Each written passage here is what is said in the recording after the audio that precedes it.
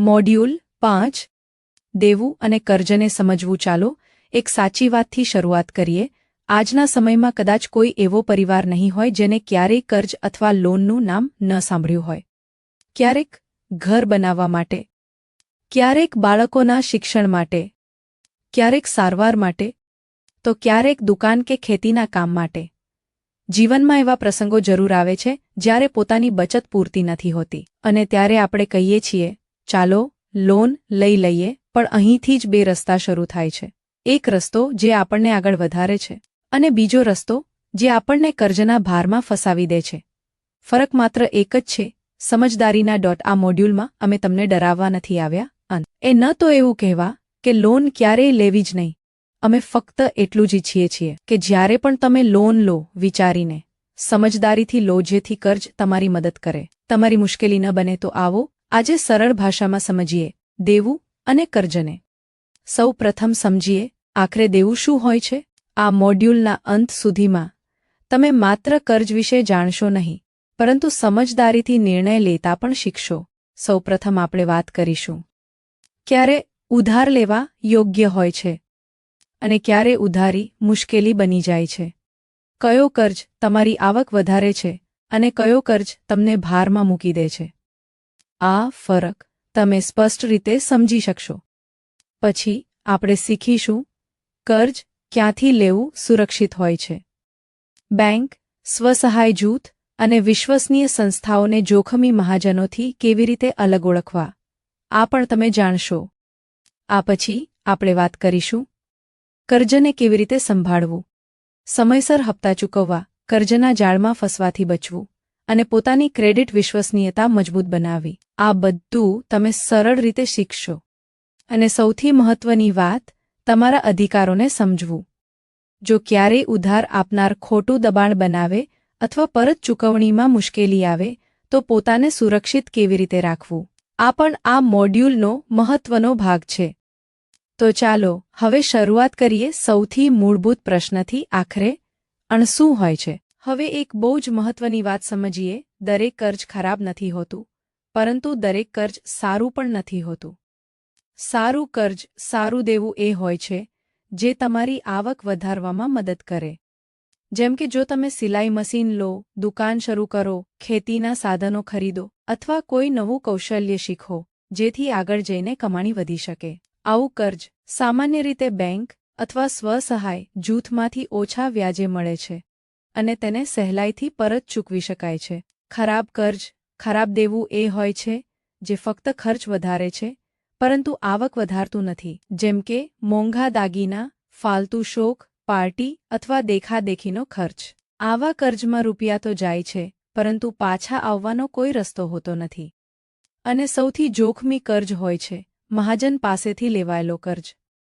મહાજન સામાન્ય રીતે દર મહિને 5% થી 10% વ્યાજ લે છે, એટલે કે વર્ષનું 60% થી 120% સુધી. આમાં ન તો કોઈ નિયમ હોય છે ન તો કોઈ સુરક્ષા. સાચું કહીએ તો આવું કર્જ લેવું પોતાના પગ પર કુલ્હાડી મારવા જેવું છે, કારણ કે વ્યાજ એટલું વધારે હોય છે કે માણસ મૂળ રકમ પણ પરત ચૂકવી શકતો નથી અને કર્જનો જાળ વધારે ઊંડો બનતો જાય છે. આથી યાદ રાખજો, એ જ કર્જ સારો છે જે તમને આગળ વધારે છે અને જેને તમે આરામથી પરત ચૂકવી શકો. હવે પ્રશ્ન એ છે, જો કર્જ લેવું જ પડે તો ક્યાંથી લેવું અને કેવી રીતે લેવું. ચાલો આગામી સ્લાઇડમાં આને સમજીએ. હવે હું તમને 3 મહિલાઓની એક સાચી જેવી વાર્તા સંભળાવું છું. 3એ કર્જ લીધું પરંતુ પરિણામ 3એના અલગ અલગ આવ્યા. કહાની 1, મીરા સાવચેત આયોજનકાર. પહેલી છે મીરા. મીરાએ 50,000 રૂપિયાનું અણ લીધું, પરંતુ તેણે બધા પૈસા ખર્ચ્યા નહીં. અડધા પૈસા સિલાઈ મશીન માટે વાપર્યા અને બાકીના રૂપિયા સુરક્ષિત રાખ્યા. મીરાએ સમયસર હપ્તા ચૂકવ્યા, પરંતુ એક ભૂલ રહી ગઈ. તેણે પોતાના કામને ઝડપથી વધારવાની કોઈ યોજના બનાવી નહીં. પરિણામ એ આવ્યું કે મીરા સુરક્ષિત તો રહી, પરંતુ તેની આવકમાં વધારો મર્યાદિત જ રહ્યો. કહાની 2, અનીતા જોખમ લેતી. હવે વાત કરીએ અનીતાની. અનીતાએ પણ પૂરા 50,000 રૂપિયા લીધા અને આખા પૈસા એકસાથે સાધનો ખરીદવામાં અને સહાયક રાખવામાં વાપરી દીધા. પરંતુ તેણે ધીમી સિઝન અને ભવિષ્યના હપ્તાઓ માટે કોઈ યોજના બનાવી નહોતી. જ્યારે આવક ઘટી ત્યારે હપ્તા ચૂકવવા મુશ્કેલ બન્યા. ચૂકવણી મોડે થઈ અને પછી ડિફોલ્ટ થઈ ગઈ. પરિણામ એ આવ્યું કે તેનો ક્રેડિટ સ્કોર ખરાબ થયો અને આગળ જઈને તેને કોઈ કર્જ મળ્યું નહીં. કહાની 3. કમલા, સ્માર્ટ આયોજનકાર. હવે ત્રીજી કહાની છે કમલાની. કમલાએ કર્જ લેતા પહેલા સંપૂર્ણ યોજના બનાવી. દર મહિને ઈએમઆઈ માટે પૈસા અલગ રાખ્યા, પોતાના કામનો પ્રચાર કર્યો અને સમયસર હપ્તા ચૂકવતી રહી. કમલાએ માત્ર કર્જ જ ચૂકવ્યું નહીં, પરંતુ પોતાનો વ્યવસાય બમણો પણ કરી લીધો. પરિણામ નાણાકીય સફળતા અને સતત વ્યવસાય વૃદ્ધિ. તો શીખ શું મળી? કર્જ લેવું ખોટું નથી, પરંતુ યોજના વિના કર્જ લેવું ખોટું છે. જે આયોજન સાથે આગળ વધે છે એ જ સાચે આગળ વધે છે. હવે પ્રશ્ન એ છે, તમે મીરા બનવા માંગો છો, અનિતા કે કમલા? ચાલો આગામી સ્લાઇડમાં સમજીએ સાચી યોજના કેવી રીતે બનાવવી. હવે એક બહુ જ મહત્વનો પ્રશ્ન આવે છે. કર્જ લેવું હોય તો ક્યાંથી લેવું? અને એથી પણ વધુ મહત્વનું, ક્યાંથી બિલકુલ ન લેવો જોઈએ? બેંક. સૌપ્રથમ વાત કરીએ બેંકની. બેંકમાંથી લેવાયેલ કર્જ સૌથી સુરક્ષિત અને વિશ્વસનીય હોય છે. વ્યાજ ઓછું હોય છે, સમય વધુ મળે છે અને નિયમો સરકાર હેઠળ હોય છે. જો તમારી પાસે ખાતું અને જરૂરી દસ્તાવેજો હોય તો બેંક તમારી પ્રથમ પસંદગી હોવી જોઈએ. સ્વસહાય જૂથ SHG. હવે વાત કરીએ સ્વસહાય જૂથની. 10 થી 25 મહિલાઓ મળીને એકબીજાની મદદ કરે છે. અહીં વિશ્વાસ હોય છે, હપ્તાઓ સમજાય એવા હોય છે અને દબાણ ઓછું રહે છે. ગ્રામ્ય મહિલાઓ માટે આ એક બહુ સારો અને સુરક્ષિત વિકલ્પ છે. માઇક્રોફાઇનાન્સ. જો બેંક સુધી પહોંચવું મુશ્કેલ હોય તો માઇક્રોફાઇનાન્સ એક વિકલ્પ બની શકે છે. અહીં નાના કર્જ આપવામાં આવે છે, ખાસ કરીને તેમને જેના પાસે વધુ કાગળપત્રો ન હોય. પરંતુ એક વાત યાદ રાખજો, અહીં વ્યાજ બેંક કરતાં થોડું વધુ હોઈ શકે છે, એટલે શરતો જરૂર સમજી લો. મહાજનથી દૂર રહો. હવે સૌથી મહત્વની વાત, મહાજનથી બચો. મહાજન બહુ વધારે વ્યાજ લે છે, કોઈ લખિત નિયમ નથી અને કોઈ સુરક્ષા પણ નથી. એકવાર ફસાઈ ગયા પછી કર્જનો જાળ બને છે અને બહાર આવવું ખૂબ જ મુશ્કેલ બની જાય છે. યાદ રાખજો, સસ્તો અને સુરક્ષિત કર્જ તમને આગળ વધારે છે. મોંઘો અને અસુરક્ષિત કર્જ તમને પાછળ ખેંચે છે. હવે આપણે એક બહુ જ મહત્વની બાબત સમજવા જઈ રહ્યા છીએ, વ્યાજ. કર્જ લેતી વખતે સૌથી મોટો ફરક વ્યાજ જ પાડે છે. વ્યાજ મુખ્યત્વે 3 પ્રકારનું હોય છે. ચાલો એક એક કરીને સરળ ભાષામાં સમજીએ. પહેલું, નિશ્ચિત વ્યાજ, ફિક્સ્ડ ઇન્ટરેસ્ટ. નિશ્ચિત વ્યાજમાં શું થાય છે? સંપૂર્ણ સમયગાળા દરમિયાન વ્યાજનો દર એક સરખો જ રહે છે. દર મહિને તમારો ઈએમઆઈ પણ એક સરખો રહે છે. જેમ કે તમે 1 લાખ રૂપિયાનું કર્જ 12% નિશ્ચિત વ્યાજે લો તો 5 વર્ષ સુધી દર મહિને ઈએમઆઈ સમાન રહેશે. આનો ફાયદો એ છે કે ઈએમઆઈ પહેલેથી જ ખબર હોય છે અને બજેટ બનાવવું સરળ બની જાય છે. બીજું, રિડ્યુસિંગ વ્યાજ, રિડ્યુસિંગ ઇન્ટરેસ્ટ. હવે ધ્યાનથી સાંભળજો, આ સૌથી વધુ સમજદારીવાળો વિકલ્પ ગણાય છે. રિડ્યુસિંગ વ્યાજમાં બાકી રહેલી રકમ પર જ વ્યાજ લાગતું રહે છે.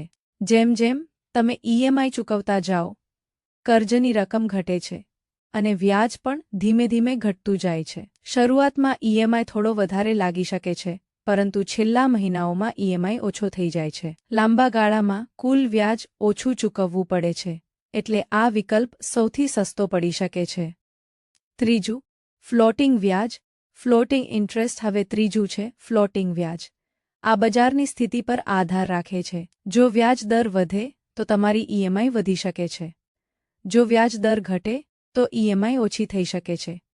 આ દર 3 મહિને અથવા વર્ષે બદલાઈ શકે છે, એટલે તેમાં અસ્થિરતા રહે છે. જો દર બહુ વધી જાય તો ઈએમઆઈ ભારે પડી શકે છે.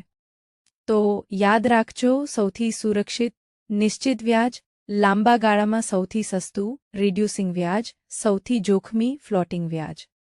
હવે પ્રશ્ન એ છે, તમારા માટે કયો વ્યાજ પ્રકાર યોગ્ય છે અને ઈએમઆઈ કેટલો હોવો જોઈએ? ચાલો આગામી સ્લાઇડમાં આને વધુ સરળ ભાષામાં સમજીએ. વ્યાજદરને સમજીએ. વ્યાજદર શું હોય છે અને કર્જ લેતા પહેલા વ્યાજદર તપાસવો કેમ સૌથી જરૂરી છે? વ્યાજદર શું છે? વ્યાજદર એટલે કર્જ લેવાના બદલામાં તમે જેટલો વધારાના રૂપિયા ચૂકવો છો, આ વધારાનો રૂપિયા તમારું વ્યાજ કહેવાય છે. એટલે નિયમ એકદમ સ્પષ્ટ છે. કર્જ લેતા પહેલા હંમેશા વ્યાજ દર તપાસવો.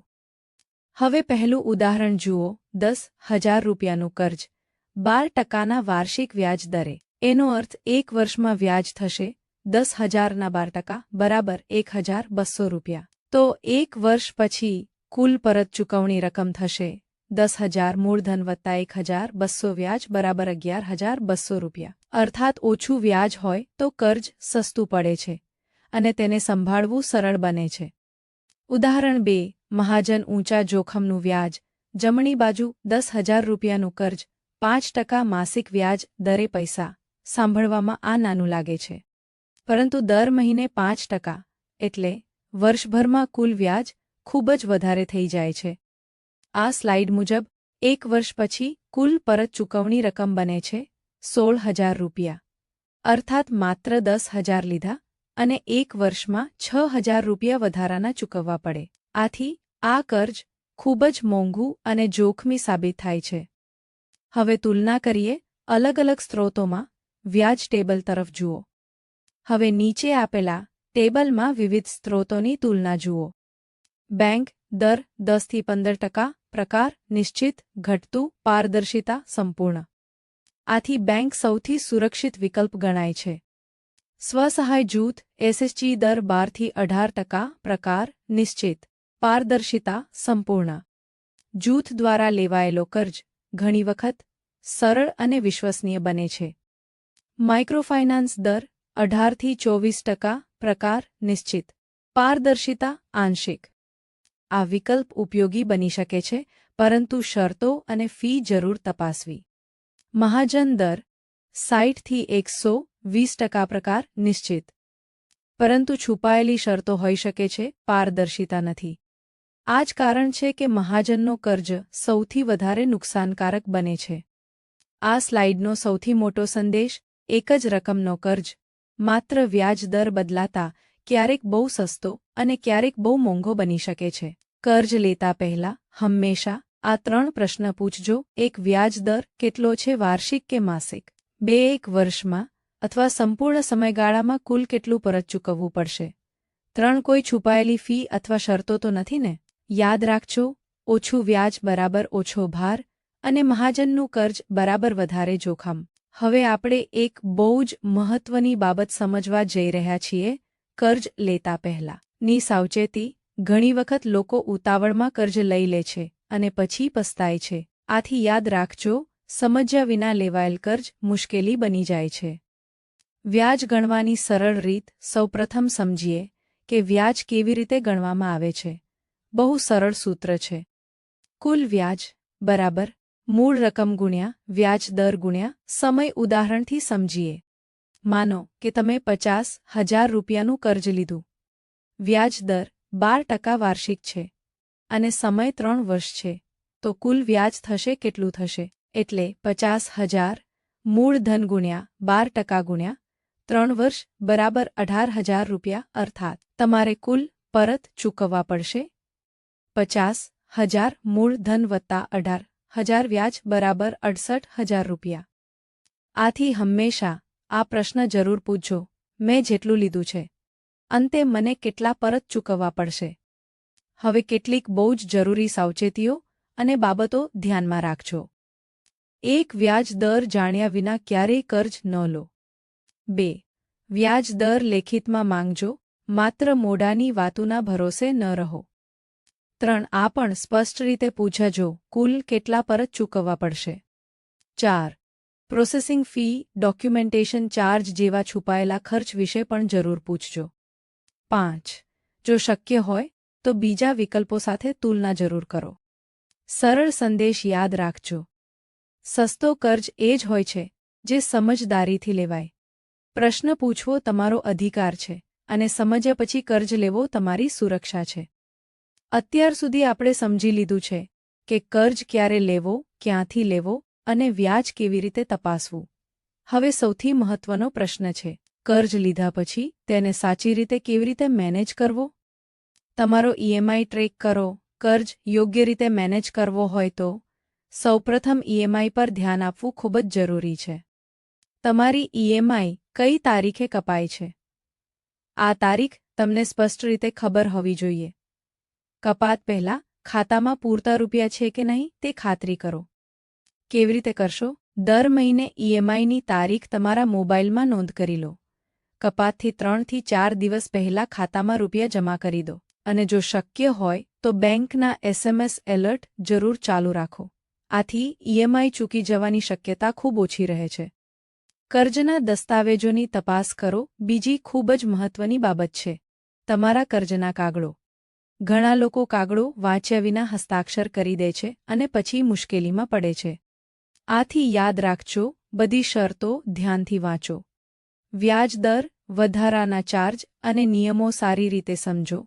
બધા દસ્તાવેજોની એક નકલ પોતાના પાસે સુરક્ષિત રાખો.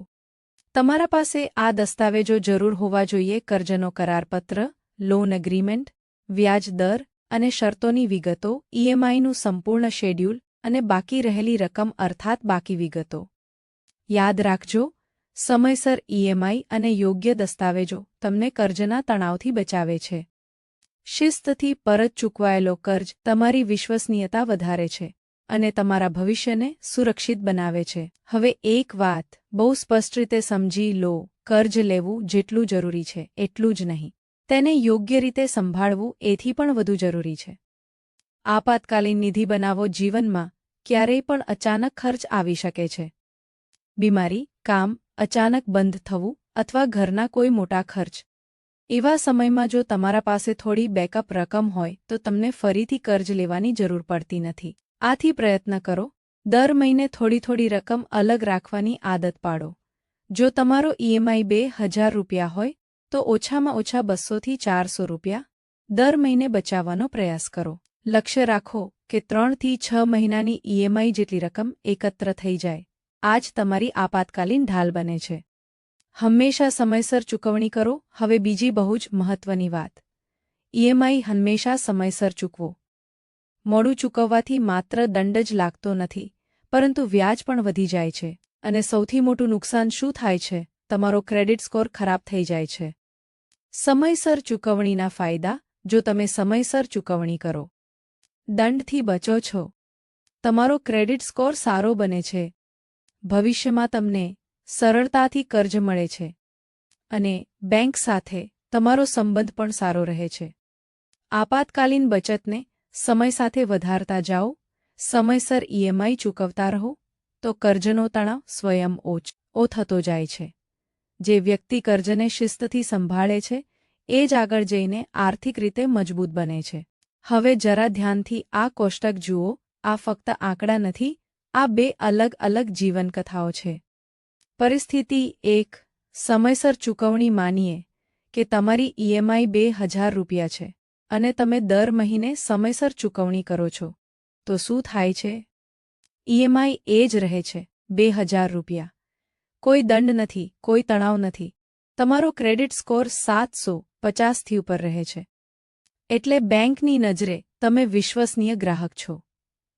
ભવિષ્યમાં જ્યારે તમને ફરી કર્જની જરૂર પડે ત્યારે બેંક સરળતાથી હા કહી દે છે અને વ્યાજ દર પણ ઓછો મળે છે, લગભગ 10% થી 12%.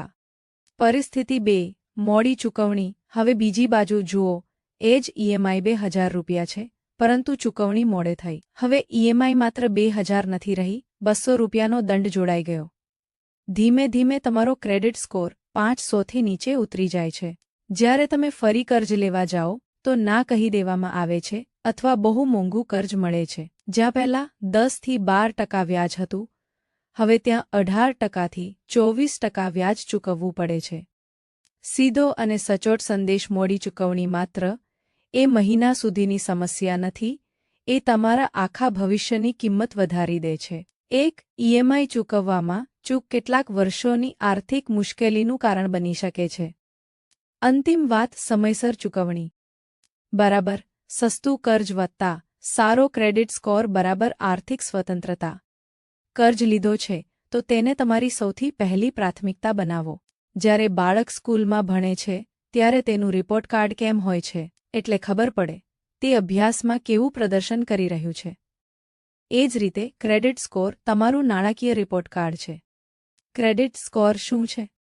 ક્રેડિટ સ્કોર એક આંકડો નંબર છે જે બતાવે છે કે પૈસાની બાબતમાં તમે કેટલા વિશ્વસનીય છો. જ્યારે તમે કર્જ લો, ઈએમઆઈ સમયસર ચૂકવો અથવા મોડું કરો, બેંક આ બધી બાબતો નોંધે છે અને એના આધારે તમારો ક્રેડિટ સ્કોર બને છે. તમારો સ્કોર કોણ ટ્રેક કરે છે? ભારતમાં 4 મુખ્ય ક્રેડિટ એજન્સીઓ છે. 1. સઇબિલ, સૌથી વધુ ઉપયોગમાં લેવાતી એજન્સી. 2. એક્સપીરિયન, જે ભારત અને વિદેશ બંનેમાં કાર્ય કરે છે. 3. ઇક્વિફેક્સ, તમારી સંપૂર્ણ ક્રેડિટ હિસ્ટ્રીનો રેકોર્ડ રાખે છે. 4. ક્રિફાઇમાર્ક, ખાસ કરીને નાના અને મધ્યમ કર્જ લેનારાઓ માટે. બેંક કર્જ આપવા પહેલાં આ એજન્સીઓમાંથી તમારી રિપોર્ટ જરૂર તપાસે છે. સારા ક્રેડિટ સ્કોરના ફાયદા. જો તમારો ક્રેડિટ સ્કોર સારો હોય તો તેના ઘણા ફાયદા થાય છે. પહેલો, કર્જ સરળતાથી મંજૂર થઈ જાય છે. બીજો, વ્યાજ દર ઓછો મળે છે એટલે કર્જ સસ્તું પડે છે. ત્રીજો, બેંક તમારા પર વધુ વિશ્વાસ કરે છે અને વધારે રકમ આપવા તૈયાર રહે છે, અને ક્યારેક સારા ગ્રાહકોને ખાસ ઓફર અને યોજનાઓ પણ મળે છે. ક્રેડિટ સ્કોર કેવી રીતે બદલાય છે? ક્રેડિટ સ્કોર એક દિવસમાં ખરાબ થતો નથી અને એક દિવસમાં સુધરતો પણ નથી. દરેક ઈએમઆઈ જે તમે સમયસર ચૂકવો છો તમારા સ્કોરને મજબૂત બનાવે છે. અને દરેક મોડી ચૂકવણી તમારા રિપોર્ટમાં એક કાળું નિશાન મૂકે છે. સારો ક્રેડિટ કેવી રીતે બનાવવો? સારો ક્રેડિટ બનાવવા માટે આ 3 વાતો હંમેશા યાદ રાખજો. 1. બધા ઈએમઆઈ સમયસર ચૂકવો. 2. જરૂર વગર કર્જ ન લો. 3. ખરેખર જરૂર હોય ત્યારે જ લોન અથવા ઓણ માટે અરજી કરો. તમારી ચૂકવણીની આદત તમારી સૌથી મોટી ઓળખ છે. પૈસા ઉધાર મળવા તમારી કિસ્મત નથી, પરંતુ તમારી આદતોનું પરિણામ છે. સારી આદતો બનાવો અને તમારો ક્રેડિટ સ્કોર તમે જાતે મજબૂત બનાવો. હવે જરા ઈમાનદારીથી વિચારો, શું તમે ક્યારે ઈએમઆઈ મોડેથી ચૂકવી છે?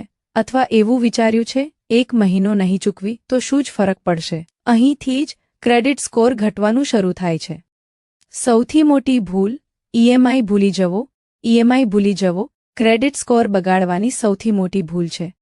એક ઈએમઆઈ મોડેથી ભરો તો બેંક તેને નોંધે છે. 2-3 વખત એવું થાય તો તમારો સ્કોર ચૂપચાપ નીચે ઉતરવા લાગે છે. ઘણા કર્જ એકસાથે લેવા બીજી મોટી ભૂલ છે. એકસાથે ઘણા કર્જ લેવા. મોબાઈલ લોન, દુકાનનું કર્જ, ક્રેડિટ કાર્ડ, બધું સાથે. બેંકને એવું લાગે છે આ વ્યક્તિ દબાણમાં છે. ક્રેડિટ કાર્ડની પૂરી મર્યાદા વાપરવી. જો તમારા કાર્ડની મર્યાદા 50,000 રૂપિયા હોય અને તમે દર મહિને સંપૂર્ણ રકમ ખર્ચી નાખો તો બેંક સમજે છે પૈસાઓ પર નિયંત્રણ નથી. આથી પણ ક્રેડિટ સ્કોર ઘટે છે. વારંવાર લોન માટે અરજી કરવી. એક બેંકે ના કહી, બીજીમાં અરજી, પછી ત્રીજીમાં. દરેક અરજી તમારા સ્કોર પર એક નાની અસર છોડે છે. સ્કોરનો અર્થ સમજો. જો સ્કોર 750થી ઉપર છે, તમે ઉત્તમ ગણાવ છો, કર્જ સરળતાથી મળશે. 650થી 750 ઠીક છે, પરંતુ સાવચેતી જરૂરી છે. 550થી 650 જોખમની ઘંટડી છે. અને 550થી નીચે કર્જ મળવું મુશ્કેલ, વ્યાજ બહુ વધારે. ક્રેડિટ સ્કોર બનાવવો સહેલો હોય છે, પરંતુ એકવાર બગડી જાય તો તેને સુધારવામાં વર્ષો લાગી શકે છે. આથી દર મહિને માત્ર એક નિયમ યાદ રાખજો: ઈએમઆઈ સમયસર ચૂકવવો મજબૂરી નથી, તમારા ભવિષ્યની સુરક્ષા છે. તમારો ક્રેડિટ સ્કોર તમારી નાણાકીય ઇજ્જત છે, તેને સંભાળીને રાખજો. ઘણા લોકો એવું માને છે કર્જનો જાળ અચાનક બની જાય છે, પરંતુ હકીકત એ છે કર્જનો જાળ એક દિવસમાં નથી બનતો, એ એક પછી એક ખોટા નિર્ણયોથી બને છે. કર્જનો જાળ કેવી રીતે બને છે? સૌ પ્રથમ ભૂલ: યોજના વિહોણો કર્જ લેવો. ઈએમઆઈ કેટલો બનશે, કેટલો જરૂર છે, આ વિચાર્યા વિના કર્જ લઈ લેવો. બીજી ભૂલ: સમયસર ઈએમઆઈ ન ચૂકવવો. એક ઈએમઆઈ અટકે પછી ભારે લાગવા લાગે. ત્રીજી અને સૌથી જોખમી ભૂલ, પહેલું કર્જ ચૂકવવા માટે બીજો કર્જ લેવો. અહીંથી જ માણસ કર્જના જાળમાં ફસવા લાગે છે. પછી શું થાય છે? વ્યાજ વધે છે, દંડ લાગે છે, અને હાથમાં પૈસા ટકતા જ નથી. હવે શીખીએ કર્જથી બચવાના 5 સુવર્ણ નિયમો. નિયમ 1, જરૂર સમજો. કર્જ જરૂર માટે લો, ઈચ્છા અથવા દેખાવ માટે નહીં. પોતાને પૂછો, આના વગર કામ અટકી જશે કે નહીં? નિયમ 2, પહેલા યોજના બનાવો. કર્જ લેતા પહેલા ઈએમઆઈની સંપૂર્ણ ગણતરી કરો. જુઓ, આ ઈએમઆઈ તમારી આવકમાં આરામથી બેસે છે કે નહીં? નિયમ 3, સમયસર ચૂકવણી કરો. દર મહિને સમયસર ઈએમઆઈ ચૂકવવો સૌથી મોટી સુરક્ષા છે. ઈએમઆઈ સમયસર બરાબર, તણાવ ઓછો, ભવિષ્ય સુરક્ષિત. નિયમ 4, સંવાદ જાળવો. જો ક્યારેય મુશ્કેલી આવે તો ચૂપ ન રહો. સીધા બેંક અથવા સંસ્થાથી વાત કરો, રસ્તો જરૂર નીકળે છે. નિયમ 5, વધારાના કર્જથી બચો. જો પહેલો કર્જ સારી રીતે નથી ચાલતો તો નવો કર્જ બિલકુલ ન લો. એક ખાડો ભરવા માટે બીજો ખાડો ખોદવો ઉપાય નથી.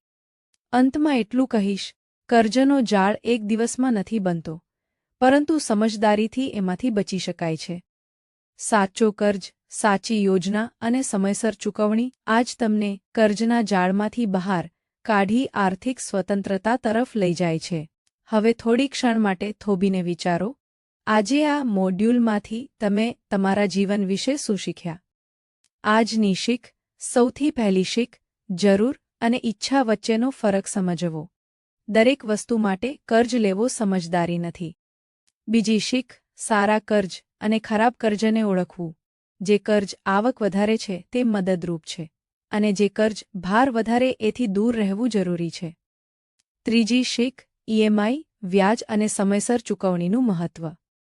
ઈએમઆઈ સમયસર બરાબર, શાંતિ, સન્માન અને સુરક્ષિત ભવિષ્ય. ચોથી શીખ, મહાજનના કર્જથી દૂર રહેવું. ઉચ્ચ વ્યાજ ધીમે ધીમે તમારી આખી મહેનત ખાઈ જાય છે. અને સૌથી મહત્વની શીખ, કર્જના જાળથી કેવી રીતે બચવું. હવે મારું આગામી પગલું. હવે પ્રશ્ન એ નથી કે તમે શું શીખ્યા, પ્રશ્ન એ છે, હવે તમે શું કરશો? આજથી હું કર્જ લેતા પહેલા ઈએમઆઈની ગણતરી કરીશ. આજથી હું માત્ર જરૂર માટે જ કર્જ લઈશ. આજથી હું ઈએમઆઈની તારીખ નોંધાવી સમયસર ચૂકવણી કરીશ.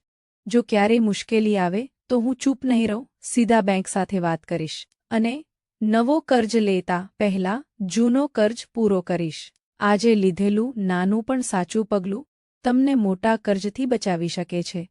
સમજદારીથી લેવાયેલો નિર્ણય જ સાચી આર્થિક શક્તિ છે. આજે તમે કર્જને સમજ્યું છે. હવે તેને તમારા જીવનમાં યોગ્ય રીતે ઉપયોગમાં લો.